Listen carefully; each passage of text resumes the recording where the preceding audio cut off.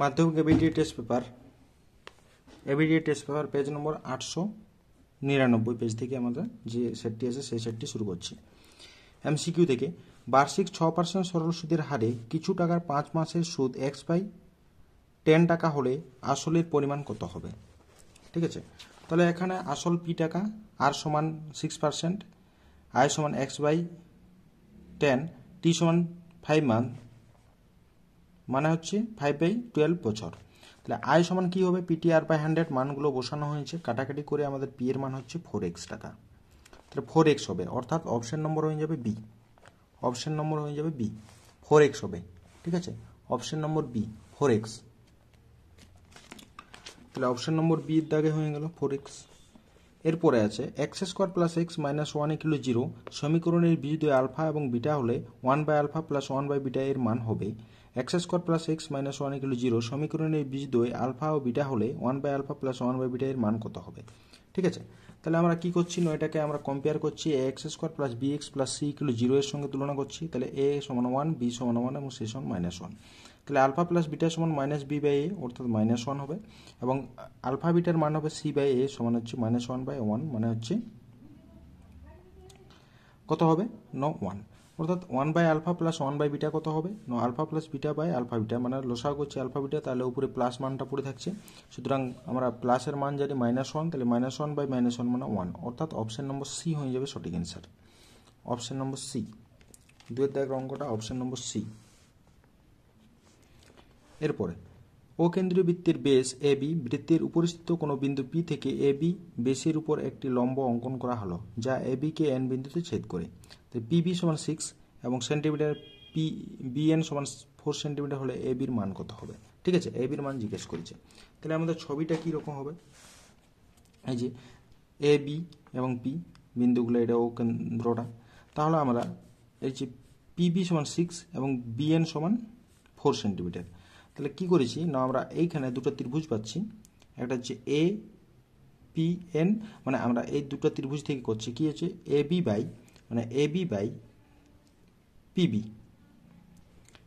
PB করেছি, সদৃশ ত্রিভুজ থেকে পাইছি, সমান পিবি বাই বিএন করেছি। মানগুলো বসানো হয়েছে। এবি সমান কত হবে? না, এবি সমান PB² / তাহলে পিবি মানে কত? না, পিবি সমান আমরা জানি 6, তাহলে 6² / 4 সমান হচ্ছে 36/4 মানে 9, অর্থাৎ 9 হয়ে যাবে অ্যান্সার। অর্থাৎ অপশন নম্বর কত? 9 হয়ে যাবে। অপশন নম্বর হচ্ছে সি। অপশন নম্বর সি হয়ে যাবে সঠিক অ্যান্সার। এরপর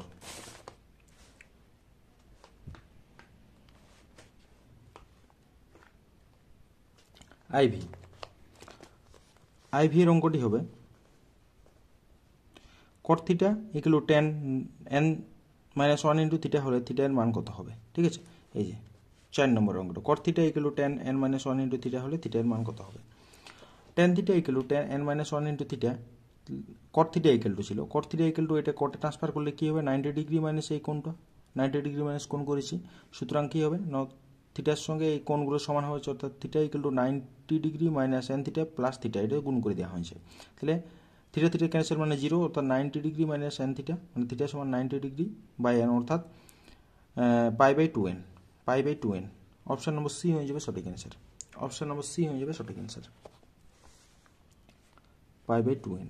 তারপরে কি হবে? একটি নিরেট লম্ববৃত্তাকার শঙ্কু যার ভূমির ব্যাসার্ধ r, উচ্চতা h এবং তির্যক উচ্চতা l, যাকে উলম্ব বরাবর সমান দুটি ভাগে ভাগ করা হলো, প্রতিটির ক্ষেত্রফল কত হবে? তাহলে প্রতিটির ক্ষেত্রফল আমাদের একটা পার্শ্বতল রয়েছে, নিচের তল থাকছে এবং এই সাইড বরাবর একটা তল থাকছে। তাহলে প্রত্যেকটার ক্ষেত্রে কত হবে? না, প্রথমেরটা হচ্ছে আমাদের πr² / 2,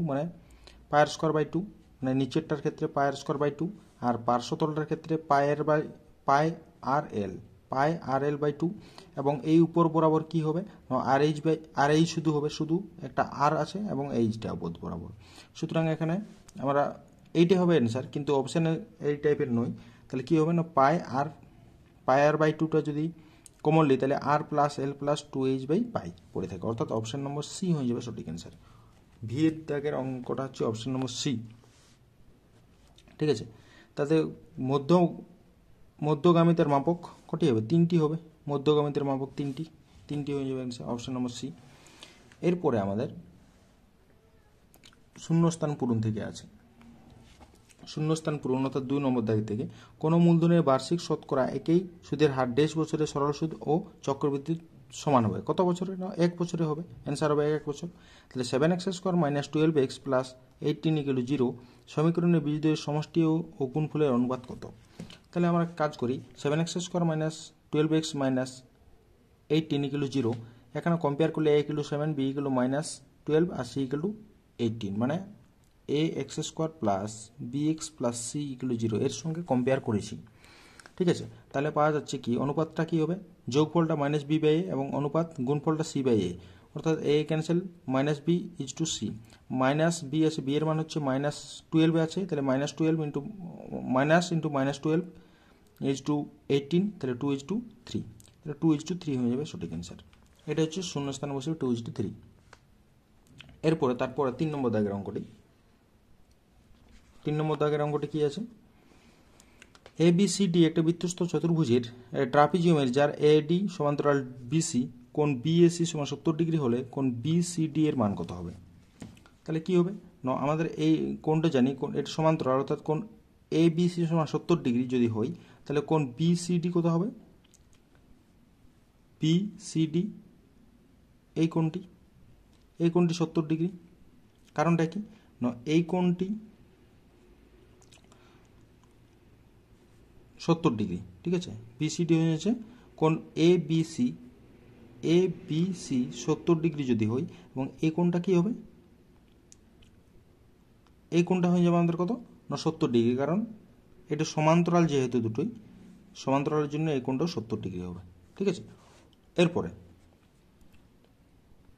মানে এই যে ছবিটা আমাদের ডান দিকে ছবিটা দেখা আছে, কি আছে না এটা 70 ডিগ্রি, তাহলে এটাও 70 ডিগ্রি, সুতরাং এই বরাবর কি হবে?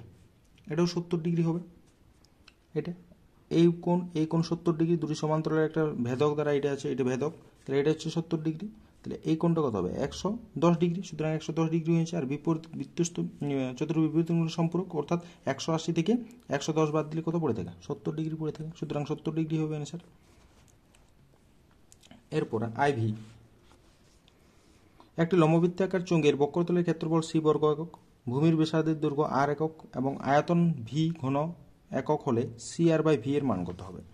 তাহলে c = 2π r/h এবং v = πr² × h, তাহলে CR/v, তাহলে মানগুলো বসানে কাটাকাটি করলে হচ্ছে আমাদের অ্যান্সার হয়ে যাবে 2, অর্থাৎ শূন্যস্থানে বসে যাবে 2। এরপর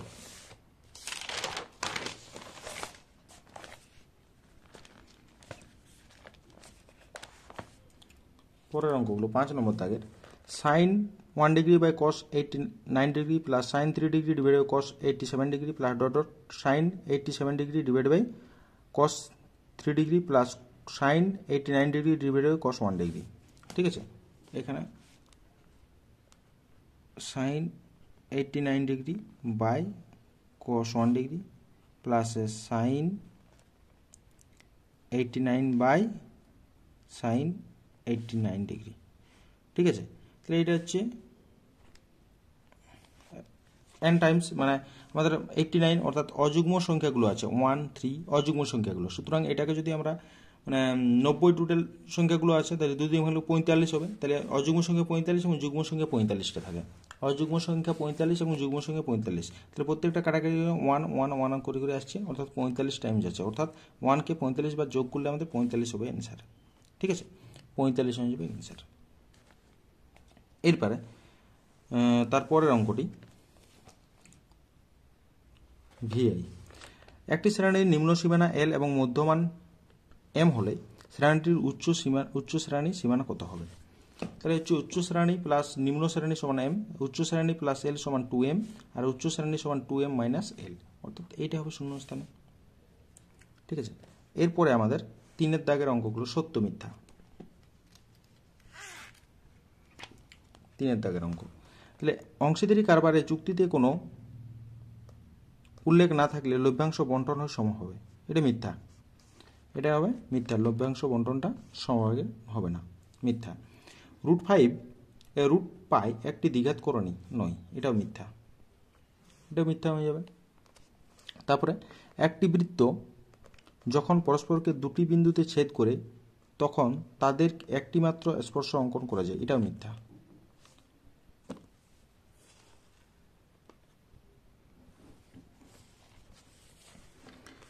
এরপর একটি সুষম চতুর্ভুজের প্রতিটি অন্তঃকোণের মান π/2, এটা সঠিক।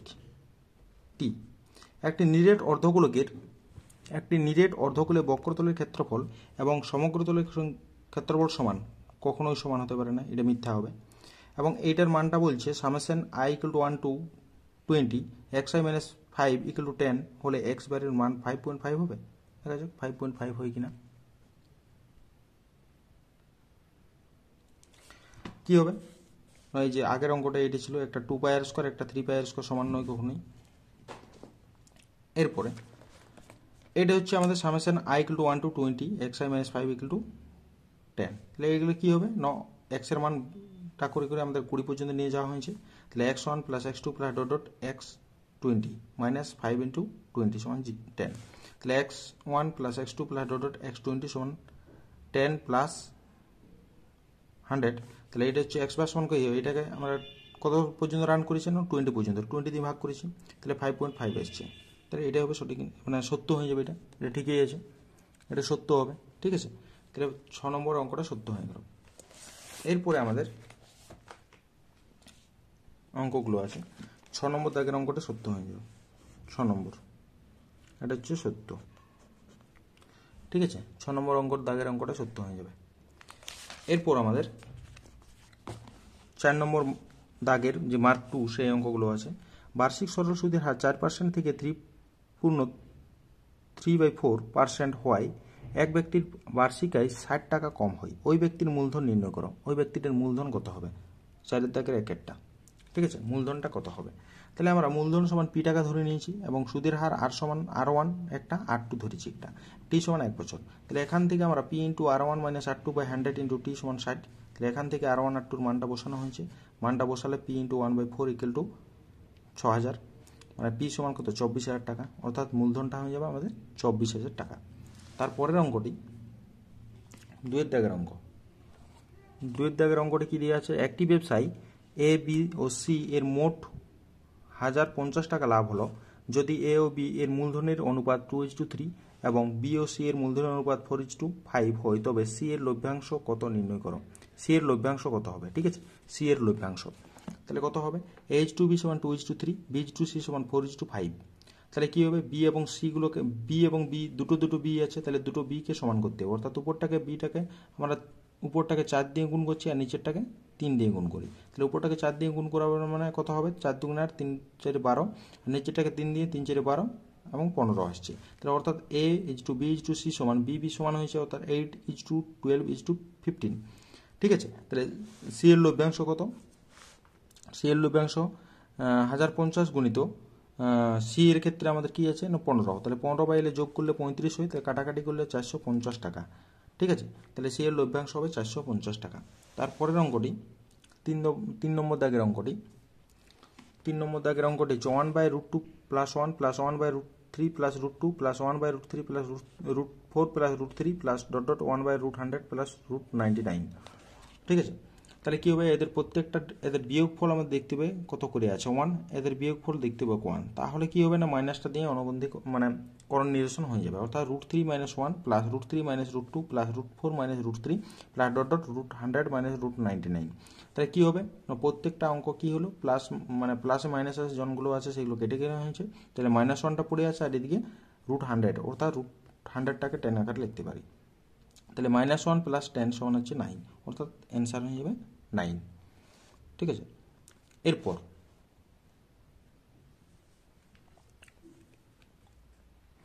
এরপরে হচ্ছে আইভি। এক্স ভেরিয়েশন y² এবং y = 2a, x = a হলে দেখাও যে y² = 4ax, y² = 4ax, এটা দেখাতে হবে। কত? 4 নম্বর দাগের অঙ্কটি। এক্স ভেরিয়েশন y² বা x = k × y², 1 নম্বর। তাহলে 1 নম্বরে y = 2a, x = a বসিয়ে পাই। তাহলে a = k × 2a তার হোল স্কোয়ার, মানে a = 4a² × k, k = 1/4a। এখন এই k এর মানটা 1 নম্বরে বসানো হবে। তাহলে k এর মানটা 1/4, এটা 1 নম্বর বসানো হয়েছে। তাহলে x = 1/4a × y², তাহলে y² সমান কত হবে? গুণ হয়ে যাবে 4ax, এটাই প্রমাণ করতে বলেছিল। ঠিক আছে, অঙ্কটি হয়ে গেল। এরপরে 5 নম্বর দাগের অঙ্কটি আছে। ও কেন্দ্রীয় বৃত্তের পিএ ও পিবি দুটি স্পর্শ, যেখানে ও এ সমান 2.4 সেন্টিমিটার এবং ওপি সমান 4 সেন্টিমিটার। তাহলে এ ও বিপি চতুর্ভুজের পরিসীমা নির্ণয় করতে হবে। ঠিক আছে, এই যে 5 নম্বর অঙ্কটি পরিসীমা কত হবে। ঠিক আছে,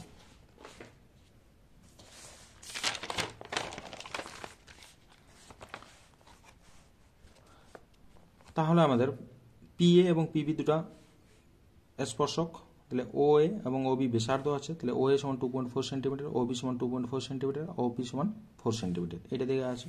তাহলে ত্রিভুজ আমরা এই নিচের ত্রিভুজ থেকে পাচ্ছি।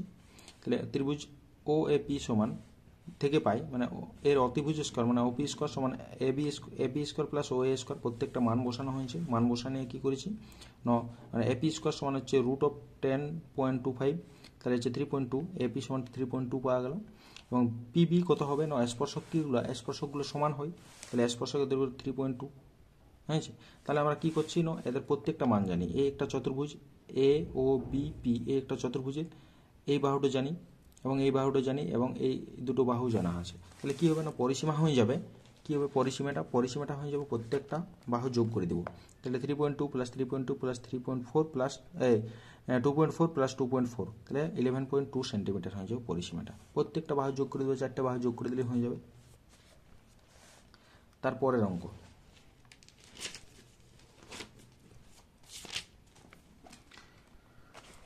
ছয়ের দাগের অঙ্ক, 6 নম্বর দাগের অঙ্কটি।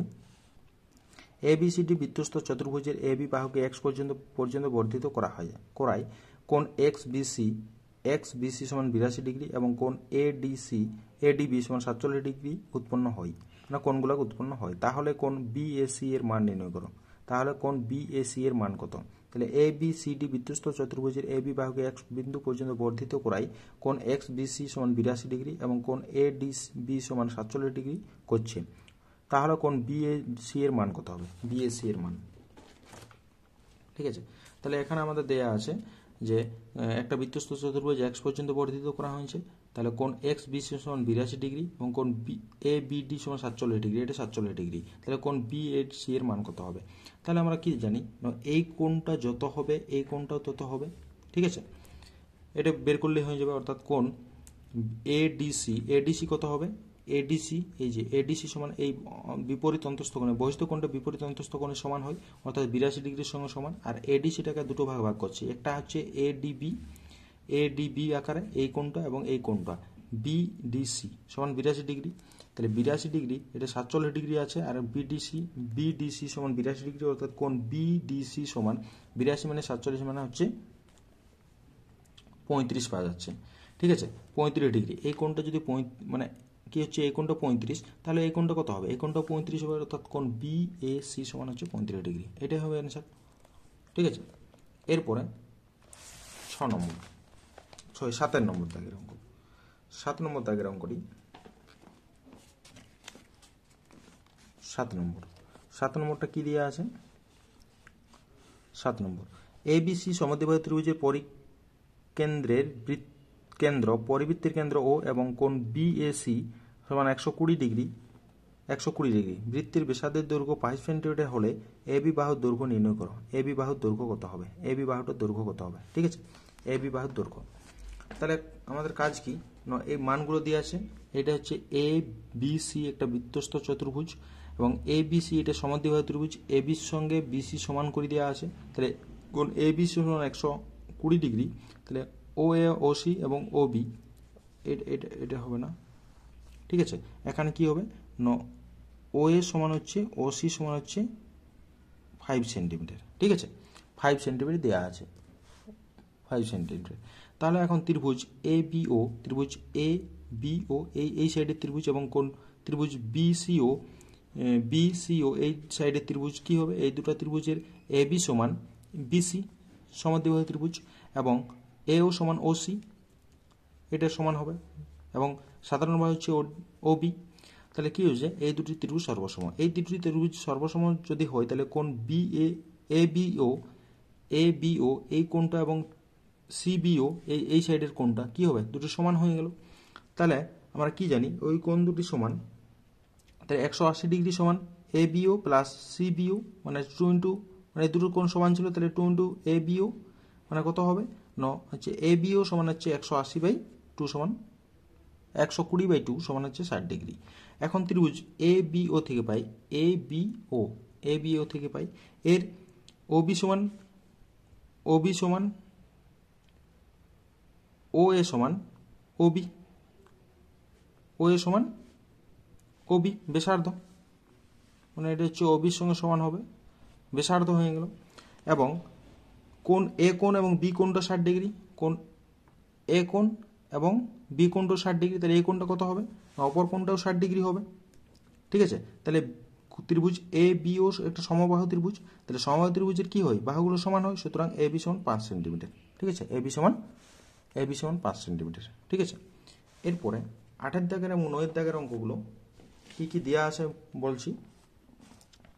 8 নম্বর দাগের একটি নিরেট গোলকের বক্রতলের ক্ষেত্রফল এস এবং আয়তন ভি হলে s³/v² এর মান কত। এটা আগের যে ভিডিওগুলো ছিল সেই ভিডিওগুলোতে এই অঙ্কগুলো করা আছে। এবং 9 নম্বর দাগের অঙ্কটি করা আছে, একটি লম্ববৃত্তাকার শঙ্কুর আয়তন এবং পার্শ্বতলের ক্ষেত্রফলের সংখ্যামান সমান, শঙ্কুটির উচ্চতা এবং ব্যাসার্ধের দৈর্ঘ্য যথাক্রমে h একক এবং r একক হলে 1/h² প্লাস 1/h², আর একটা r² হবে, এর মান কত হবে। ঠিক আছে, 1/h² প্লাস 1/r² এর মান কত হবে। এই অঙ্কগুলো 8, 9 অঙ্ক, 8 দাগের অঙ্ক এবং 9 দাগের অঙ্কটা কোথায় করা আছে না, আগের যে ভিডিওগুলো ছিল আমার সেই ভিডিওতে করে দেওয়া আছে, ডিসক্রিপশনে আমি লিঙ্ক দিয়ে দেবো, দেখে নেবে তোমরা। এবার 10 দাগের অঙ্কটি করব। যদি cos a plus cos square A, 10 দাগের অঙ্কটি, cos a plus cos square A সমান 1 হয়, তবে দেখাও যে sin⁴a plus sin square a equal to 1, এটা দেখাতে হবে। ঠিক আছে, তাহলে এটা যদি দেখানো হয় তাহলে কি করা হবে,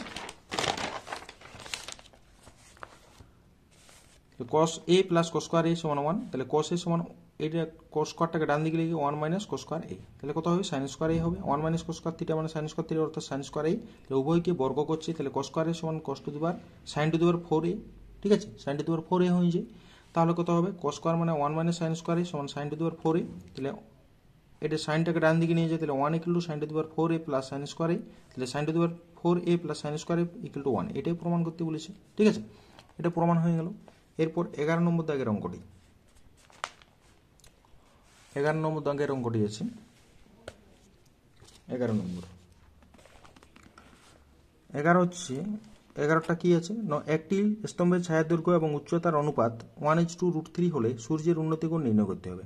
ছায়ার দৈর্ঘ্য দেওয়া আছে এবং উচ্চতাটা দেওয়া আছে। ঠিক আছে, তাহলে কি হবে, আমাদের করা আছে যে স্তম্ভের ছায়ার দৈর্ঘ্য ও উচ্চতার অনুপাত 1:√3, তাহলে ছায়ার দৈর্ঘ্য হচ্ছে x একক এবং উচ্চতার দৈর্ঘ্য হচ্ছে √3 × x একক, তাহলে এবং সূর্যের উন্নতি কোণ থিটা ধরেছি, তাহলে উচ্চতা √3x আর ভূমিটা হচ্ছে x।